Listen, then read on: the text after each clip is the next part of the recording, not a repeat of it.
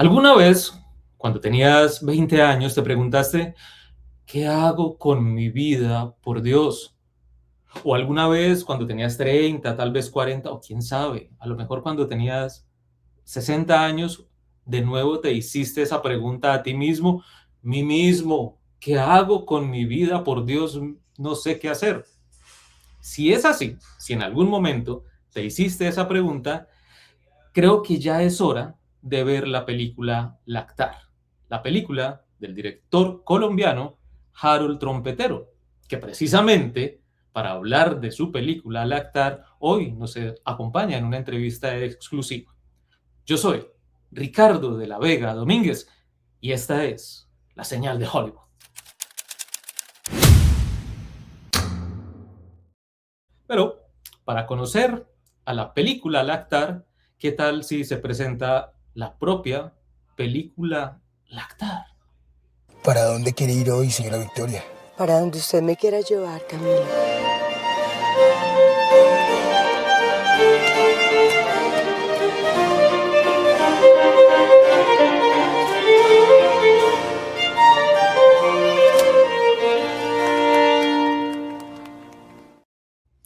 Mucho gusto, señora película Lactar, qué bueno ha sido conocerla, aunque usted me debe una cosa y le voy a pedir que me pague esa cosa que me debe en un rato que hable con su director. Bueno, ¿qué tienen en común el director de cine Robert Zemeckis, el director de cine Jordan Peele, el director de cine Danny Boyle y el director de cine Harold Trompetero? Les contesto esa pregunta. Estos directores nos han demostrado que un director de cine puede, tal vez, debe fluctuar, variar de géneros entre la comedia, el drama y el terror y tener la capacidad de no morir en el intento, o al menos sobrevivir. Esto es lo que nos han enseñado estos directores. Y hay un dato que les tengo hoy y es genial y real, además, y es que este señor, Harold Trompetero, director colombiano de cine, ha dirigido más películas que el propio Quentin Tarantino. Es cierto. A ver, ¿qué películas, cuántas películas ha dirigido Harold Trompetero? Para responderles esto, tomo aire. Hablar de sus películas, tomo aire. La cosa empezó hace unos añitos con Diástole y Sístole, luego vimos a Flora Martínez en Violeta de Mil Colores, luego Dios los junta, ellos se separan, Muertos del Susto con Alerta, Riverside con Diego Trujillo, El Man, el superhéroe nacional, este man empezó con la saga del Paseo, luego vino Locos, Mi Gente Linda, Mi Gente Bella, El Paseo 2 con John Leguizamo, de Rolling por Colombia con Andrés López, Todas para Uno, de Rolling por Colombia 2, la película Pa. Luego nos sorprendió con Los Originales, pero no se detuvo, nos trajo Nadie sabe para quién trabaja, para las que sea papá, mamá al volante, La Pachanga, Un parcero en Nueva York, con el gran Carlitos Giraldo, Amar es madurar, la gran Judy Segura en Quiero que me mantengan, John Leguizamo en Dark Blood y La Patasola el año pasado para terminar con Lactar este año. Qué gran hoja de vida, qué gran currículum. Yo me declaro verde de la envidia por el trabajo de este director. Yo ni siquiera he dirigido tantas obras de teatro. Señoras y señores, para mí es un placer presentarles a Harold Trompetero. Hola, Harold. Hola, Ricardo, gracias. Qué presentación tan bacana, muy amable. Muchas gracias a ti, Harold, por tu amabilidad, por tu disposición, por estar aquí esta noche desde, asumo, tu casa, tal vez estás. Sí, este es mi estudio, acá es donde yo trabajo. Este es el lugar donde hacemos las películas, donde preproducimos, donde pensamos, imaginamos, escribimos, ensayamos y a veces hasta filmamos muchas partes de las películas. Genial, todo un sueño.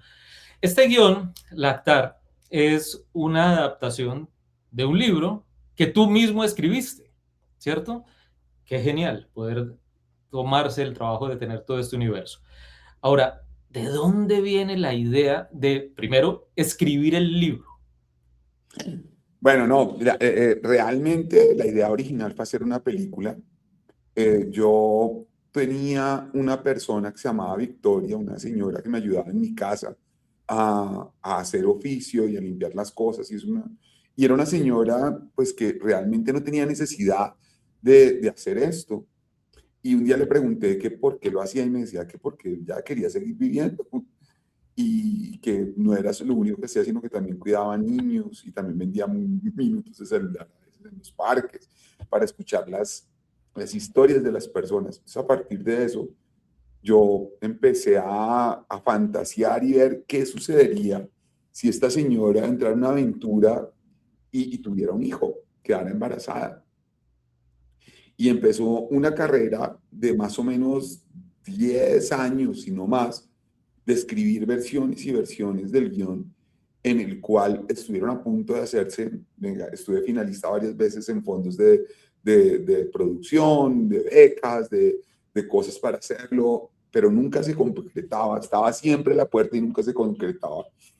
Y pues en ese transcurso no sé cuántas películas hice, pero lo cierto es que en ese trayecto dije, tengo que sacar esto hacia adelante. Lo investigué muchísimo, hablé con muchas mujeres, también había muchas polémicas en torno al tema. El hecho de una mujer adulta mayor que queda embarazada a los 60 y pico de años era muy complejo. Y un día dije, había escrito como 30 versiones del guión, y un día dije, no, ya esto tengo que sacarlo por otro lado, y me senté a escribir unas vacaciones la novela. Y lo primero que escribí cuando decidí tomar la decisión de hacer la novela fue qué hacer con la vida. Fue como una cuestión automática, no sé dónde me salió, pero que en última se convirtió como en la cereza que hacía falta para completar el pastel y entender realmente de qué iba la historia. Que la anécdota de la mujer adulta mayor eh, quedando embarazada y queriendo tener un hijo por encima de todo, era un pretexto para hablar, reflexionar, cuestionar, preguntarse en torno a esa pregunta fundamental de ¿qué hago con la vida? Y efectivamente la novela la escribí como en un mes y medio más o menos. El primer boceto lo escribí como en 15 días y ya después las correcciones fueron muy rápidas. Lo publiqué en mayo del año pasado, precisamente para hace un año exactamente lo publiqué. Y una vez lo publiqué, pues la reacción fue brutal de la novela. Este es el libro que fue el resultado, Editorial Planeta, con un equipo maravilloso sacaron el libro y tuvo una reacción brutal. El libro se consigue pues en online y en todas las librerías del mundo. Como que dije, bueno, ahora es el momento de hacer la película y se dio el hecho de poder iniciar ese proceso de hacer la película que se culmina un año después de que saqué el libro y casi 15 años después de que empecé a tener la idea. Mm, ¿Y hubo un momento en ese proceso en el que pensaste que no iba a ser posible hacer la película, que era el primer objetivo? Sí, claro, ya llegó un momento en que, pues además que era una película muy complicada de hacer, pues una película muy complicada de hacer en términos económicos, describir la clase social alta, que es el universo fundamental del Actar, era muy complejo, muy costoso, y que recrear ese universo de una manera pues que creo que particularmente no se ha hecho en la cinematografía y creo que en lo audiovisual colombiano no se ha tomado el trabajo de profundizar realmente en el universo de las clases altas colombianas. Era difícil. De hecho, pues hubo intentos de buscar que otros directores la dirigieran, de ser condescendiente para lograr hacerla se hiciera de otras maneras, en otros países, pero finalmente se hizo de la forma que debería hacerse y estoy muy contento con el resultado final. La idea, esa que acabas de mencionar, de pronto buscar otro director, ¿tenía que ver con la posibilidad de encontrar recursos de asociaciones o algo así? Sí, y también con la posibilidad de que yo decía, pues ya le he dado tanto a esta historia que de pronto no es una historia para que yo haga. Okay. Llegué a dudar eso, o sea, en el camino fue realmente lo que ha sido Lactar es un trasegar creativo absurdo. Creo que es mi máximo proyecto creativo de todos los tiempos, desde que trabajaba en publicidad, desde que he hecho tantas cosas creativamente, tantas películas, tantos proyectos. he surfeado por las aguas más extrañas a través de este proyecto, y uno era ese, encontrar de pronto la posibilidad de que otra persona lo hiciera porque no era yo. De hecho, cuando ya tomé la decisión de hacer la película y nos la jugamos por hacerla,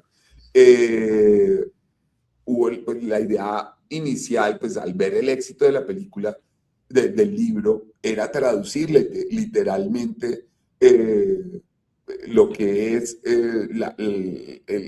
la obra literaria, y se hizo una adaptación totalmente literaria del libro, pero faltando 15 o 20 días para el rodaje dijimos, no puede ser así, y destruimos el libro, aunque guardamos la misma anécdota de la mujer que tiene un embarazo tardío.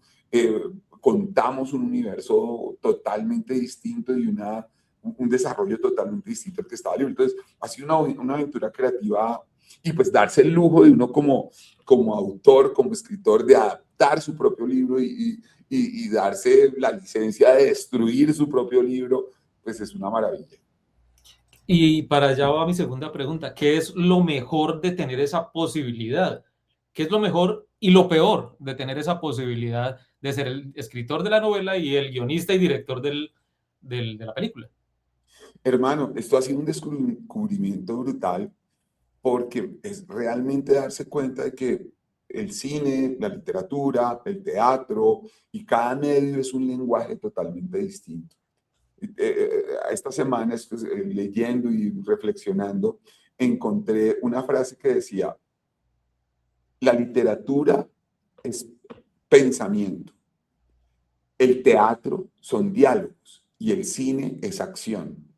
Y creo que tener la conciencia de poder crear el mismo plot en cada uno de los diferentes, no he hecho teatro aún con esta obra, pero de pronto se hace teatro, es la maravilla de encontrar que cada medio tiene su lenguaje y su forma de aproximarse. Entonces creo que eso ha sido lo más importante.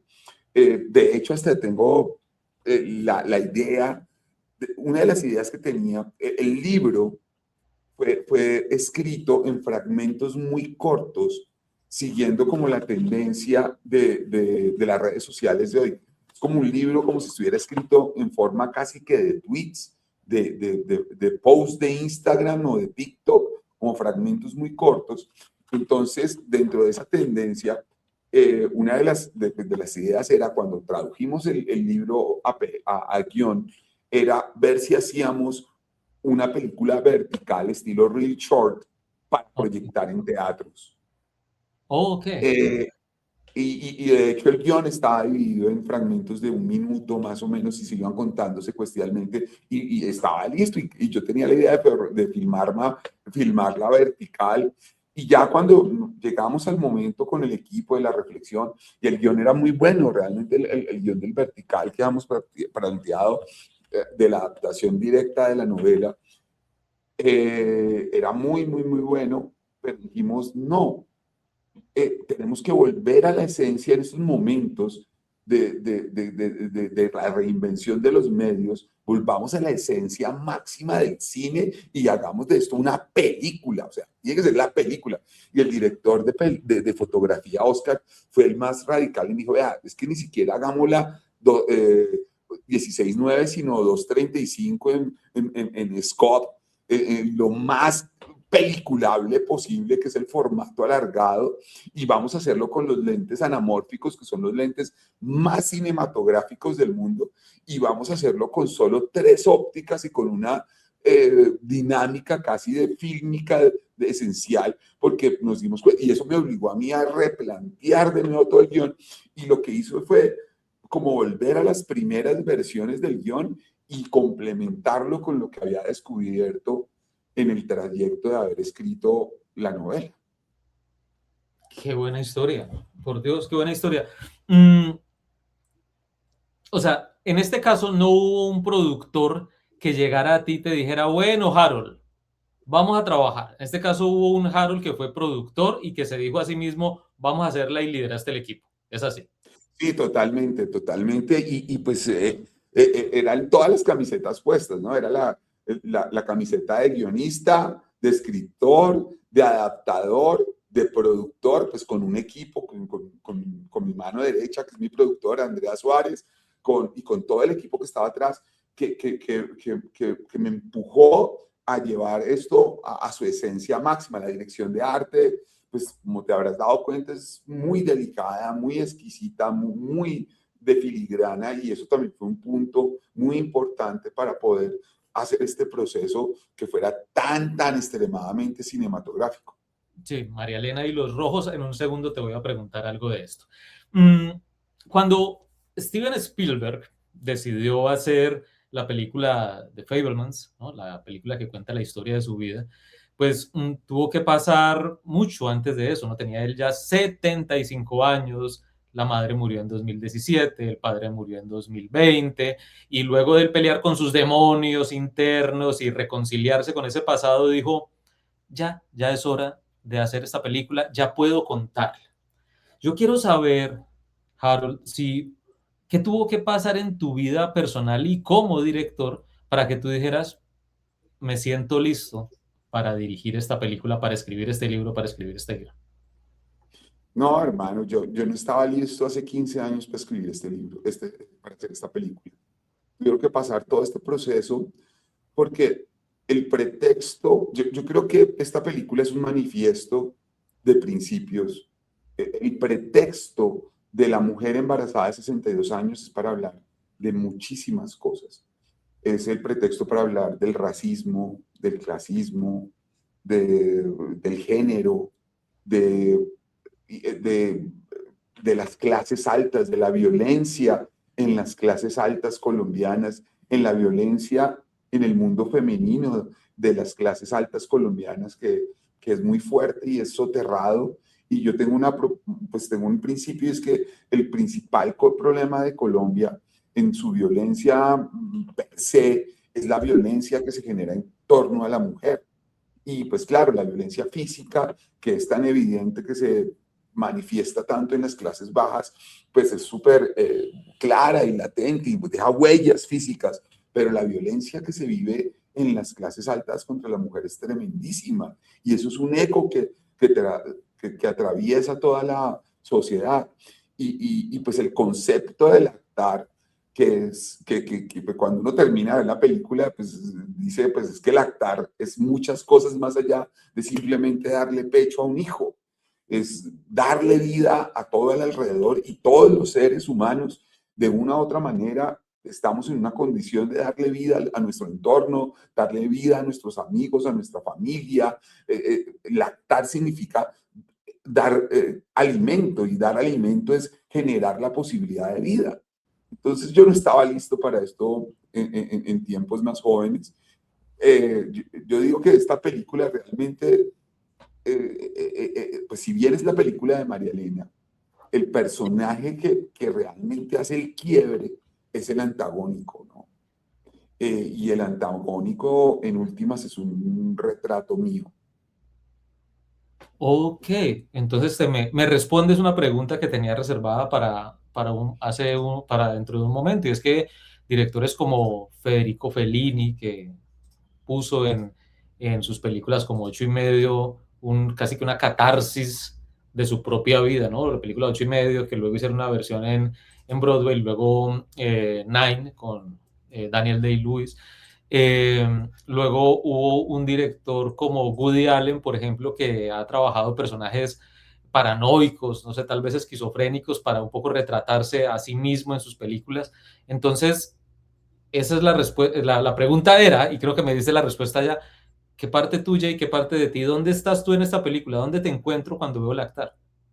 No, yo creo que todos los personajes, pero en el de Diego Trujillo, digamos que en el lado más oscuro mío, mi machismo, lo que yo pueda tener de clasista, porque todos somos clasistas, de incomprensibles con el otro, de la soberbia que tenemos los directores per se, la megalomanía, el egoísmo, está ahí. Pero pues obviamente, pues uno de los problemas más graves que tuve es el tema femenino, ¿no? Pues las críticas que tenían. Reunirlos a ustedes es prácticamente imposible. Era el tema femenino, porque pues me decían, esto es una película extremadamente femenina. ¿Usted cómo se atreve a hablar de la lactancia y más aún de la preñadez de una mujer adulta, algo tan femenino? ¿Usted cómo se atreve a hablar en esa voz?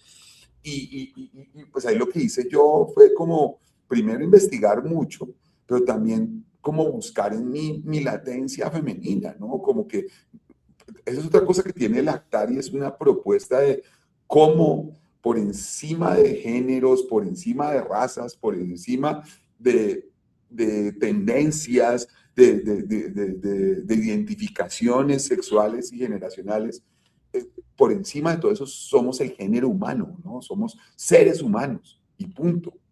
Y buscar eso en el lado femenino mío, pues fue un hallazgo grandísimo y pues evidentemente mi lado femenino está puesto en María Elena y pues mi grado popular, pues yo soy de una abstracción 100% popular y era hacer una dignificación sobre lo popular también y está en Julián, en el personaje de Camilo, el chofer, que es un personaje súper popular y que nos trajo muchos problemas en el momento de ponerlo en escena porque le quedaba, me decía Julián, es que Harold, a uno como persona afrodescendiente y como persona regional y como persona popular, siempre lo ponen como el chacharachero, el chistoso, el traqueto, el folclórico, rimbombante y disonante, y darle esa elegancia que tiene ese personaje y esa rectitud y esa, como esa mística y esa, pues la palabra es dignidad y elegancia. Era difícil y le costaba mucho entrar a Julián en ese personaje y tuvimos como muchísima contraposición. Entonces, yo creo que en todos los personajes de una u otra forma me veo reflejado y en lo popular pues me siento súper orgulloso porque logré ponerlo popular en un nivel muy digno, ¿no? De cómo lo popular puede ser elegante también, ¿no? O sea, esa cancha de tejo, para nosotros lograr que jugar tejo fuera casi como un símil a un vals o a un tango, por ejemplo, el hecho del personaje de la dueña de la cancha de tejo que termina cantando ópera al final, para mí fue también un hallazgo grandísimo. Era como una persona hiperpopular, dueña de una cancha de tejo que vende fritanga y que es partera, puede llegar a cantar el Ave María. Hubo una cosa precisa, pero primero que todo, qué valentía, qué nobleza la tuya, poder decir cosas como las que estás diciendo, abrirte íntimamente en un guión, en una película y mostrarte con tus lados sucios, tus lados feos. Eso requiere valentía, requiere nobleza. Te felicito, no como director, te felicito como persona por abrirte de esa forma. Eso es un acto de nobleza.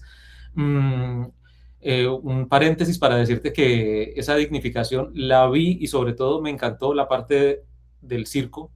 Me pareció una escena muy bien realizada, que además no requirió tener al Circo del Sol para que la escena quedara espectacular y que tuviéramos un acto circense real que a la vez fuera íntimo y que genera tal vez para mí la primera conexión eh, emocional entre estos dos personajes. Entonces, ahí para mí hubo una... Quiero resaltar el trabajo del circo.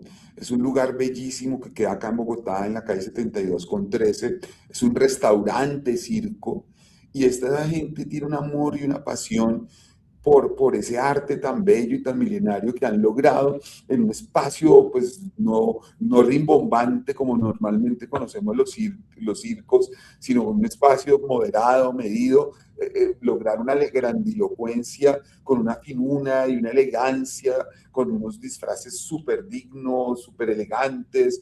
De verdad, un aplauso para la gente del circo, que es una belleza. Ojalá lo puedan conocer todos ese lugar que es maravilloso. Sí, me recordó un poco la escena de Big Fish donde se conoce el personaje de Ewan McGregor con el personaje de Jessica Lange, creo que es su esposa. Cambio un poco de tema antes de meterme con el tema de los actores. A nivel de producción, ¿Cuál fue la cosa más difícil para poder hacer esta película? El obstáculo más complicado. No, pues igual fue una película de ultra bajo presupuesto. Nunca tuvimos el presupuesto para poder hacer la película que queríamos, pero ¿Cuánto, hicimos la película.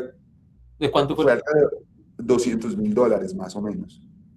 Imagínate, por Dios. $200.000 más o menos el costo de la película. Fueron 12 días de rodaje, pero pues también fue un trabajo de preproducción súper exhausto. Fue un trabajo muy rudo en el rodaje, fue un rodaje muy, muy, muy exigente, pero no por ello no hubo espacio para la reinvención durante el rodaje. Eso fue otra cosa muy hermosa. Muchas escenas que no existían en el guión nos las inventamos en el rodaje y las rodamos en el rodaje. Hubo líneas dramáticas que no estaban tan desarrolladas en el guión, que las cerramos en el rodaje. Entonces, eso también habla de la compenetración de todo el equipo para poder llegar a darle ese universo, porque era improvisar sobre la marcha y decir, mañana necesitamos hacer esta escena que no existe, que no está planeada y que no sabíamos que iba a existir. Montamos y todo el equipo la montamos.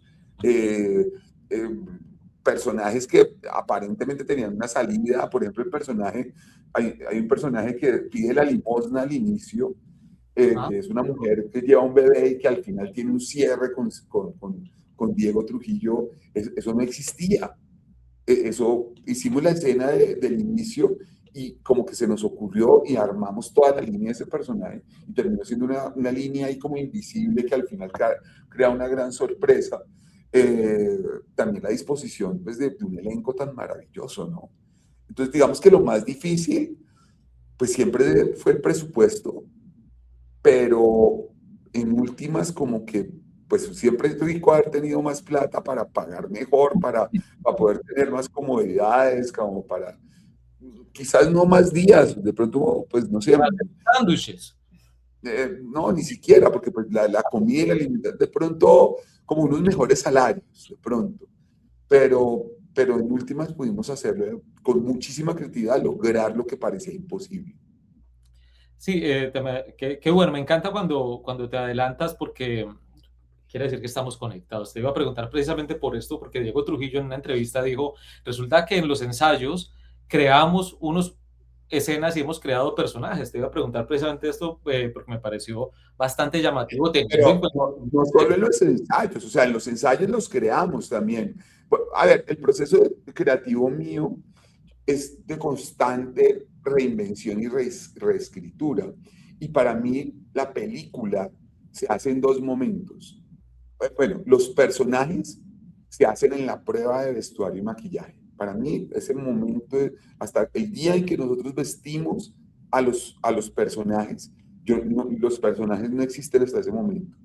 El personaje cobra vida cuando se viste. Y lo segundo, los ensayos, la película se termina de reescribir durante los ensayos. Y eso sucedió con Lactar. Nosotros reescribimos la película totalmente en los ensayos y luego en el set terminamos de reescribir ciertas cosas y en la edición, pues otras. Excelente. Yo quiero pasar al tema de los actores. Vamos a hablar de una mujer que por su porte, por su elegancia, me recuerda la mejor versión de Juliette Binoche. Tal vez me recuerda un poco a una actriz que vimos antes en 12 monos, que se llama Madeleine Stowe. Y por supuesto estamos hablando de María Elena Dorin, que hoy luce así, pero yo siempre la voy a recordar así, como en La Viuda de Blanco. Y aunque La Viuda de Blanco fue estrenada en 1996, pues me han contado, yo no alcancé a verla, a mí no me tocó 1996, pero me han contado y han pasado 30 años, pero creo que algo está mal. Creo que realmente entre esta foto y esta han pasado 3 meses. Qué mujer elegante, qué mujer bella, qué mujer que me sorprendió porque siento que el personaje le calzó a la medida como la zapatilla de Cinderella. ¿Cómo fue que María Elena llegó al proyecto? Bueno, hermano, eso fue muy complejo, muy complejo porque pues durante este trayecto encontrar a ese personaje pues fue complicado, fue duro, surfé por muchas aguas, miré muchísimas actrices y como que no la encontraba. Y resulta que Diana Camacho, la manager de María Elena, me dijo, ¿por qué no miras a María Elena? Yo nunca la había tenido presente, pero cuando la vi, dije, no sé, es demasiado ella. Pero cuando me senté a hablar con ella, dije, es que es tan demasiado ella que es ella. Y, pues fue como una conexión total, porque pues era como el papel para su vida. Yo le decía que yo quería ver a Sofía Loren o ver estas divas como tan dignas que representaran lo que es la mujer que no se ha visto en la sociedad colombiana, de la clase alta, pero que guarda un gran sentir. Y yo he visto muchísimas victorias. De hecho, pues hubo muchas personas que no eran actrices, que yo les pedí que si me hacían la película, porque no encontraba una actriz que le diera esa gallardía, esa elegancia, esa sensibilidad, esa profundidad y esa reflexión y ese maternalismo. Entonces fue como una conexión, pero eso fue la última opción que tuve fue María Elena y fue ella afortunadamente. Un amigo en común que tengo con María Elena, yo no conozco a María Elena, pero tenemos un amigo en común que se llama Jason, me dijo, es un tipo con mucho mundo este Jason, y me dice de María Elena, es la mujer más elegante de Colombia. Y si lo dice él, le creo, y creo, viéndola en este papel, que le calza y que le da la razón a mi amigo Jason de llamarla así. Vamos a hablar un momentito de Julián Díaz. Hace unos días, aquí me tomo una libertad, Harold, hace unos días publiqué una crítica, un video donde criticaba un poco fuerte la serie Dear Killer Nannies. No estoy de acuerdo con la realización de esa en especial.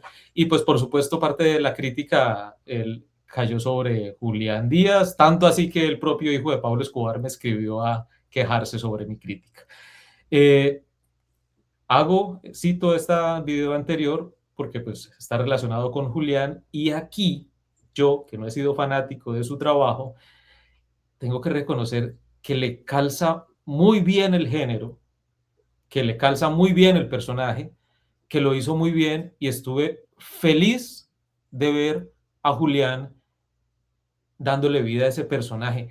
¿Qué le aportó Julián Díaz al personaje que tú creaste para él? Uy, hermano, como les decía ahorita, lo más duro, creo que el personaje más difícil de todos, fue el de Julián.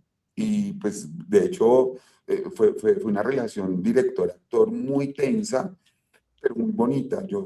El día que vimos la película con la prensa y el día que estaban los actores viendo la película por primera vez, nos quedamos con Julián y tuvimos como un momento de reconciliación. Por lo que les decía, fue una pelea muy dura porque era llevar lo popular a un tono de dignidad. Y él mismo me decía, es que a nosotros nunca nos han tratado de una manera digna, entonces interpretarme de esa manera me queda muy complejo, hermano. Y me decía, gracias Harold, porque me llevó a unos registros no actorales, sino humanos, que sé que existen, pero que no nos dejan representar. O sea, hay muchos Camilos, hay muchos personajes en lo popular que no son traquetos, que no son gritones, que no son dicharacheros, que no son chistoretes y que guardan una elegancia casi que más alta que las elegancias de las clases altas.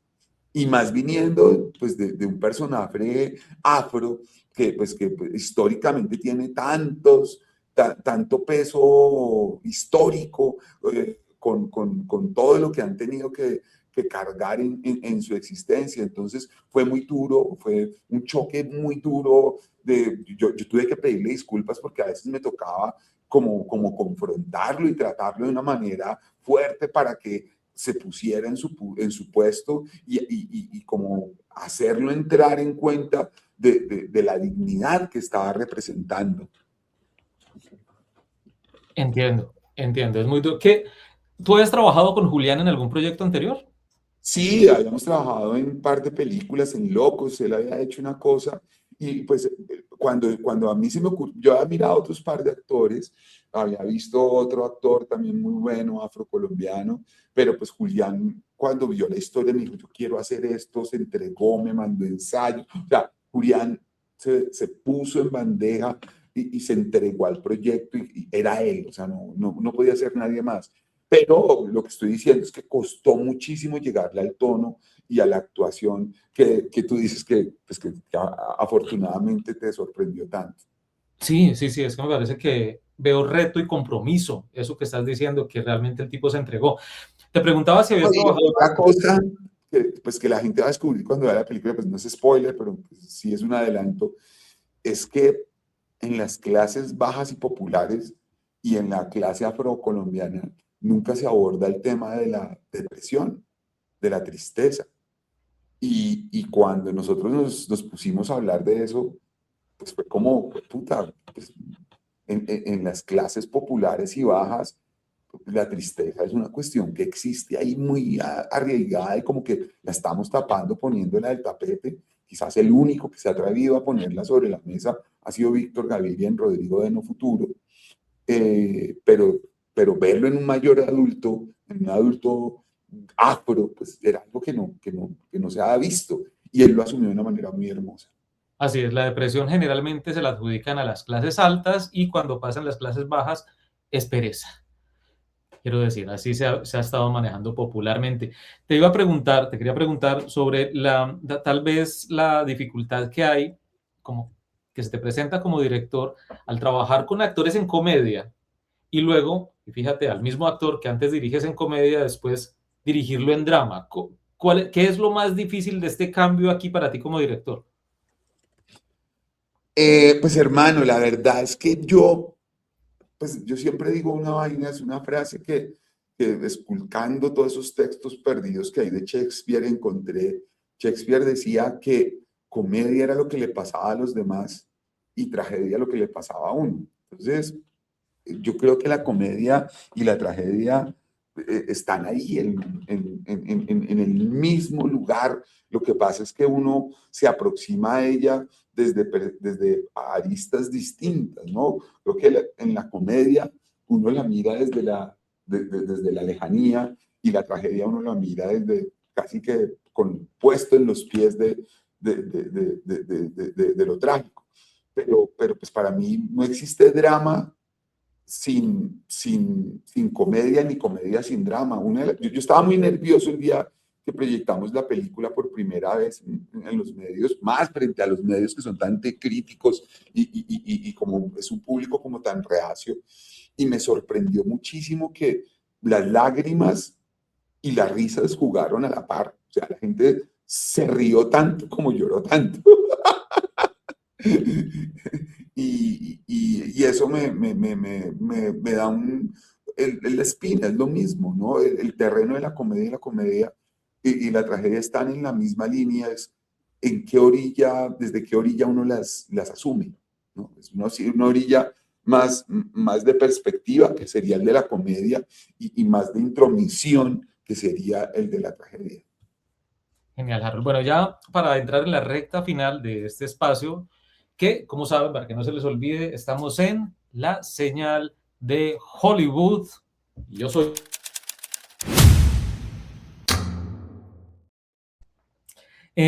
quiero que por un momento asumas exclusivamente el rol de escritor de la novela y te separes de tu rol de director. Sí, ahí. Buena portada, por cierto. ¿Qué crítica? Así, pero con total separación de roles. Intentemos hacer esto como si estuvieras entrando en personaje.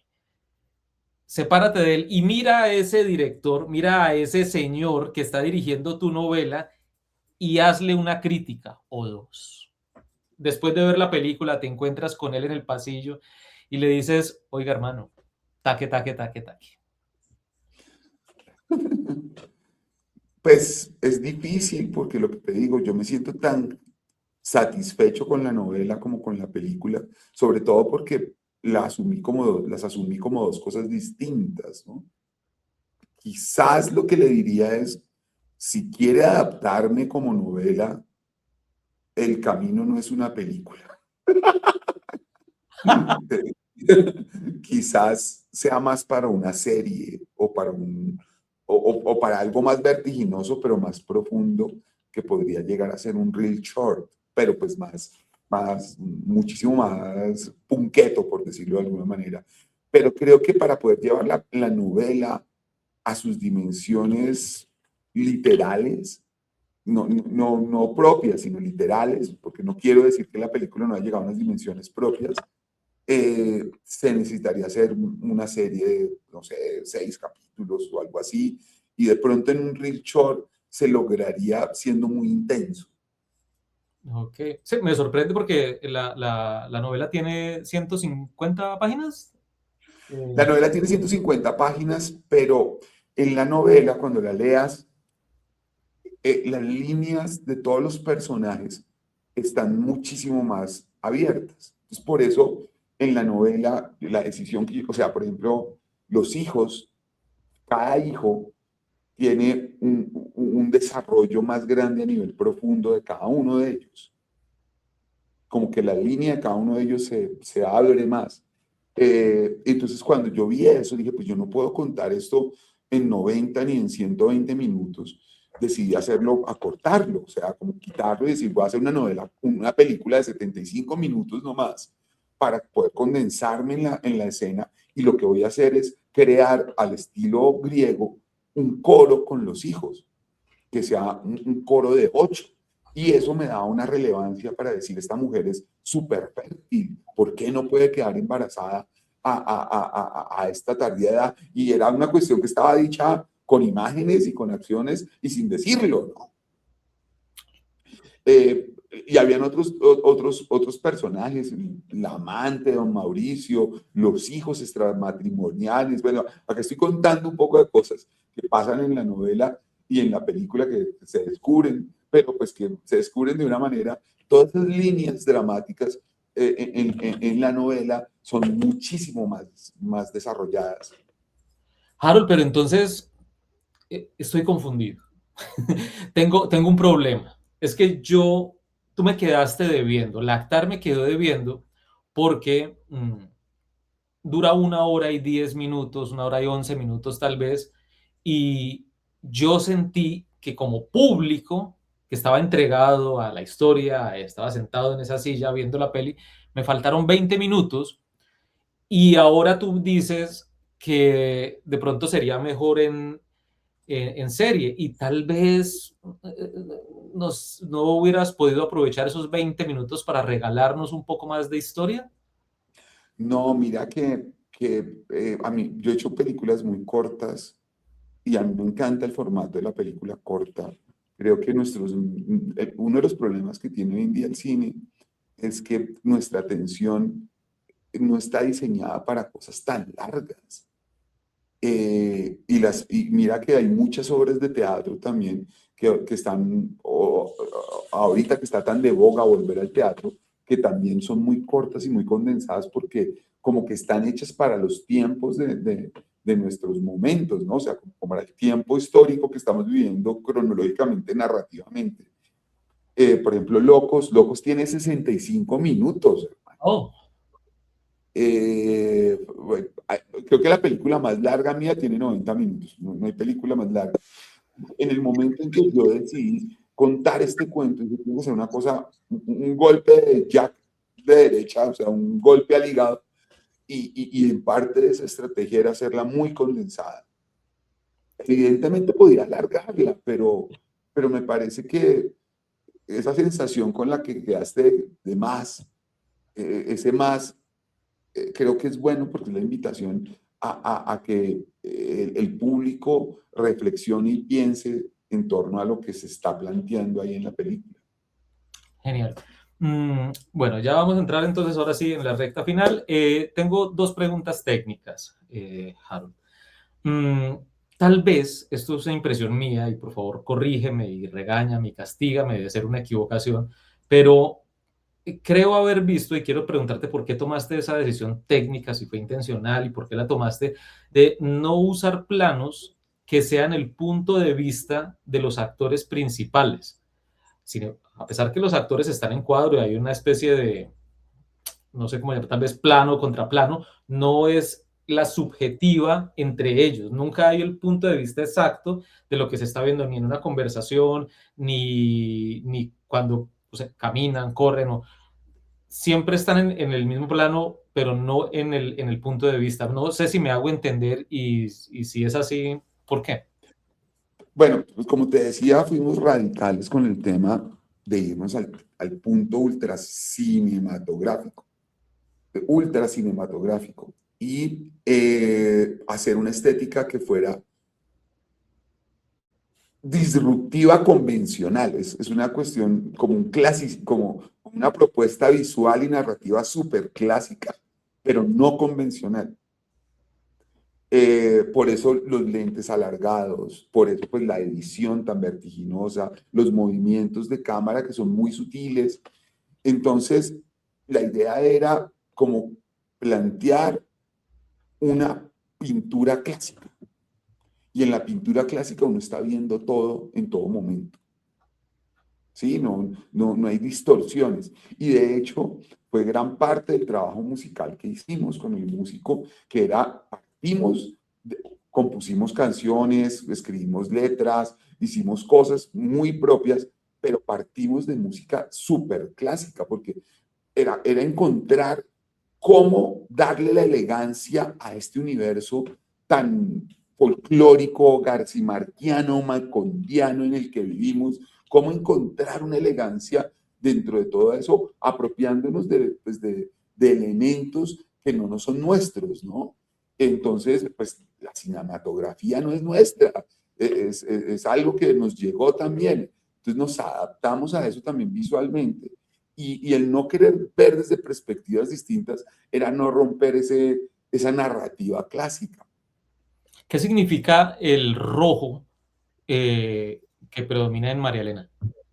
Eso fue una idea maravillosa del director de arte, del diseñador de producción, que me dijo, yo quiero, me lo dijo así, o sea, no me dio ninguna justificación y después lo justificamos y encontramos la justificación. Dijo, yo quiero que en todo momento haya un punto rojo en la película y que el personaje principal siempre resalte por lo rojo.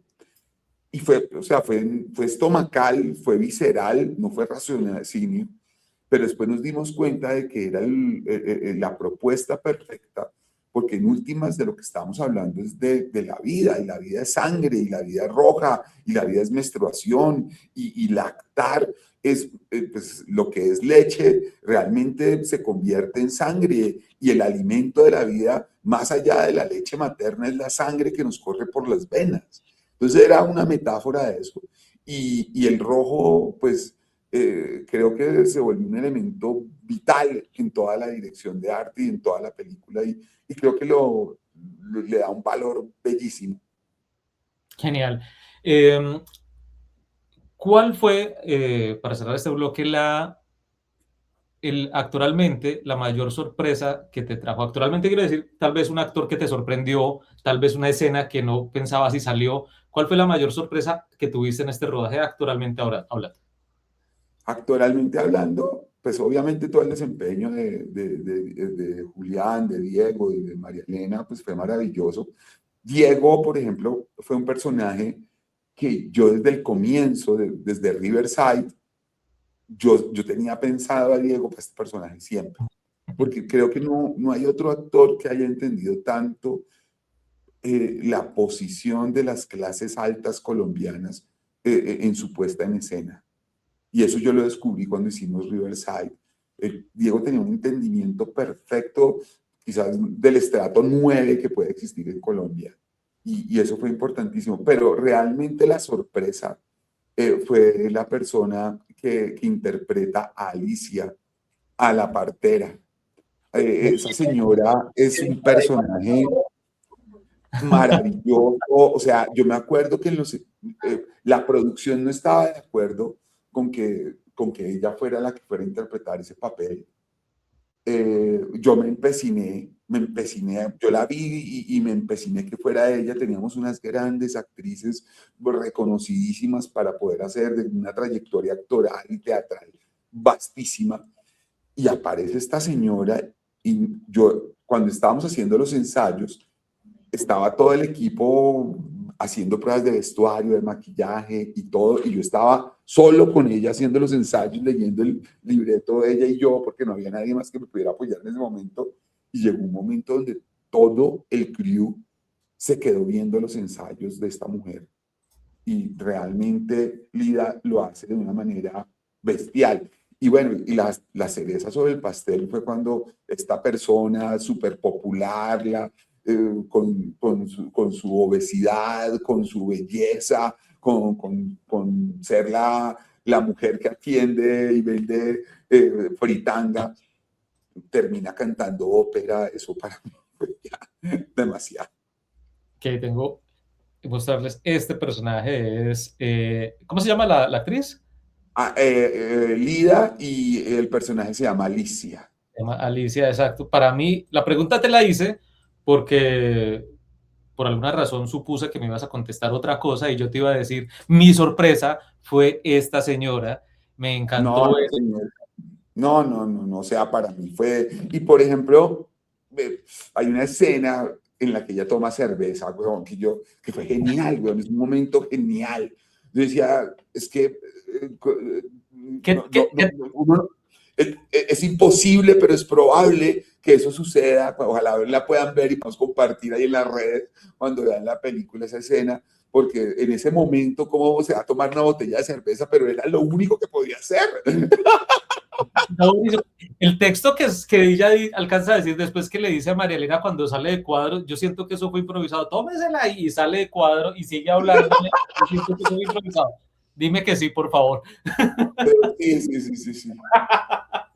A mí me encantó, me encantó ella. Yo quiero que ella sea la protagonista de tu siguiente película. Soy fan de ella. No sé si es la siguiente, pero sí, porque pues no sé si encaja en los papeles que tengo pensado, pero sí creo que la va a llamar porque me parece maravilloso. Es un ser humano inmenso. Sí, entré al Instagram de ella, además te tiene brandeado allí, o sea, es tu publicista número 1, qué bien encontrar que quiera el proyecto. Yo a veces he tenido que rogarle a actores para que publiquen una fotito en historias, qué bien. Quiero que antes de entrar al cuestionario de Bernard Pivot, invites a las personas a ver Lactar en un short. Harold Trompetero invita a ver Lactar, por favor. Bueno, soy Harold Trompetero, director de Lactar y escritor también de Lactar, la novela que inspiró esta película. Y quiero invitarlos a que a partir del 14 de mayo en todas las salas de Colombia, no del mundo, ojalá fuera del mundo, vayan y la vean. Es una película muy profunda, muy humana, muy bella y que les hace un cuestionamiento muy básico. ¿Qué hacer con la vida? No se la pierdan, 14 de mayo, todas las salas de cine de Colombia. Para despedir esta velada, para despedir esta entrevista que amablemente nos ha dado Harold Trompetero, uno de los directores más prolíficos del cine colombiano. Tal vez todos los actores de Colombia han tenido algo que ver con Harold Trompetero, menos yo. Entonces, voy a tomarme la libertad de usar el cuestionario hecho por Marcel Proust y luego popularizado por James Lipton en su programa Desde el Actor Studio. Entonces, pregunta concreta, respuesta concreta, a ver si nos dura 1 minuto y medio. Señor Harold Trompetero, ¿cuál es su palabra favorita? Amor. ¿Cuál es la palabra que más detestas?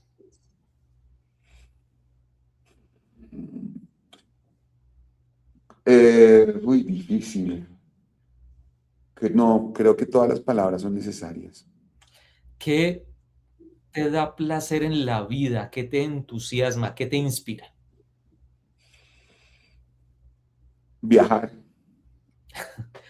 ¿Qué te disgusta? ¿Qué te repugna? la hipocresía, ¿Cuál es el sonido o ruido que más amas, que más te gusta? el clavecín, ¿El el qué, perdón? clavecín, el instrumento del clavecín. ¿Cuál es el sonido o ruido que más detestas? Muchos. El ruido blanco, como que todos esos ruidos yo soy muy histérico con los ruidos. Entonces, todas estas frecuencias bajas o los sonsonetes o la gente que da golpes o todos esos ruidos como esquizofrénicos me desesperan mucho. ¿Cuál es tu grosería, tu palabrota, tu mala palabra favorita? Del putas. No es positiva esa, no es positiva. ¿Qué profesión distinta a la tuya te hubiera gustado probar? Mm, no, ninguna. Yo soy muy afortunado haciendo lo que hago. Andrés Parra decía, si no fuera actor, sería actriz. Tal vez. ¿Y qué profesión jamás ejercerías? Político. Muy bien. Si el paraíso existe, si Dios existe, mueres, subes, llegas al cielo, ¿qué te gustaría escuchar de la boca de Dios cuando se abran las puertas del cielo y te reciban? ¿Qué quieres que Él te diga? Devuélvase. Está genial, está buenísimo. Yo soy Ricardo de la Vega Domínguez, desde Estados Unidos, pero sin perderme ni un momento de la película Lactar, dirigida por el gran conversador, por el muy amable Harold Trompetero. Harold, muchas gracias por estar con nosotros. No, gracias a ti. De verdad, me encanta el trabajo que haces de la difusión de estas películas. No he visto tus obras de teatro, pero admiro mucho este espacio que has creado para hablar y criticar sobre el audiovisual. Creo que es súper necesario y ojalá te traiga muchos frutos y largo tiempo de desarrollo. Muchas gracias, Harold. Espero que nos veamos. Seguramente nos encontraremos en Bogotá en el segundo semestre. Nos vemos entonces, señoras y señores. Yo soy Ricardo de la Vega y nos vemos para seguir hablando de cine. Aquí seguimos.